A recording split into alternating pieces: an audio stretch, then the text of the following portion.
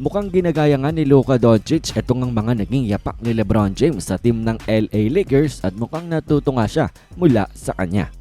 Well, alam natin na multiple seasons na magkasama itong si Luka at LeBron. Halos ligpas isang taon nga silang naging mag-teammate at magkasama nga rin na ipagbakbakan sa NBA playoffs. At mukhang itong si Luka Doncic ay talagang natuto dito nga sa mga ginawa ni LeBron James at ngayon ay ginagawa niya na sa team ng LA Lakers. And particularly nga pagdating yan sa leadership within the team. Alam natin na kahit si Luka ay nandito sa Lakers, si LeBron pa rin ang leader nga nila, ang vocal leader at talagang parang nagpapatakbo ng LA Lakers. Pero ngayong nalipat na si LeBron James sa ibang koponan, ay itong si Luka Doncic is following his footsteps kung paano nga talaga maging isang leader sa isang NBA team.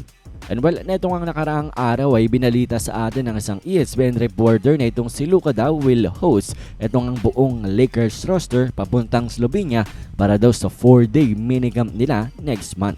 And well, ang kanilang gagawin nga daw sa 4 na araw ay of course basketball workouts, mag-golf nga daw sila and some tourism. At ito nga ay parang bonding nga nila ahead of the official NBA training camp. Kumbaga building chemistry before the NBA season. At ito'y pagpapakitang ni Luka Doncic ng kanyang leadership na dito sa team ng LA Lakers. He is taking over the leadership role nga sa team ng Lakers na si LeBron James ang pumupunan at naka-occupy nitong ang mga nakaraang taon. At mukhang ang natuto nga siya dahil itong si LeBron James ganito ang ginagawa niya with the LA Lakers team netong mga previous seasons, itong mga nakaraang taon kung saan meron silang minicamp before the actual NBA training camp para makapag-build talaga sila ng chemistry. At siguro naisip na rin ni Luka Doncic na dahil halos bago lahat ng mga Lakers players at parang naging new era nga ito sa Los Angeles Lakers team. And then may report pa nga rin na ito nga daw si Luka ang magbabayad sa lahat ng gagastusin nito ang Lakers roster. Lahat ay bayad ni Luka Doncic at talaga nga namang sasama na lang itong mga Lakers players, mga coaches nga nila, coaching staff at iba-iba pang parte nitong ang Lakers team. So dito ngayon parang makikita natin na nag-take notes etong ang si Luka habang kakampi niya pa etong ang si LeBron. Parang pinag-aralan niya talaga kung paano maging leader sa isang team at ngayon nga ay yung mga pinakitang example ni LeBron James ay ginagawa na ngayon ni Luka Doncic.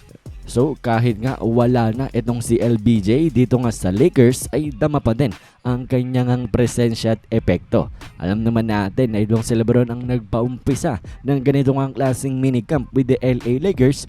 2021 pa lang yata, 2022 ay may ganito na silang ginagawa. Pero before that ay wala nga. Mukhang sinet ni LeBron James ang culture na itong LA Lakers na they will have a minicamp before the actual training camp para nga makatulong sa kanilang team chemistry. Pero big credits din naman para nga dito kay Luka Doncic. Hindi naman na kinakailangan na gawin ito ni Luka pero alam niya nga sa sarili niya na makakatulong nga ito sa kanilang upcoming season. Ngayon nga hindi pa sila masyadong pamilyar sa isa't isa. Big credit din ng dahil mukhang walang babayaran kahit ni piso ni $1. Ito nga ang kanyang mga teammates, ang kanilang roster ng dahil fully paid na ni Luka ang lahat ng ito. Anyways, kayo ba na bang masasabi nyo dito nga sa paggaya o pagsunod ni Luka Doncic sa mga naging yapak na ito nga ni LeBron James sa team ng LA Lakers in terms of leadership? Komento nyo lamang ang inyong mga opinion sa ating comment section.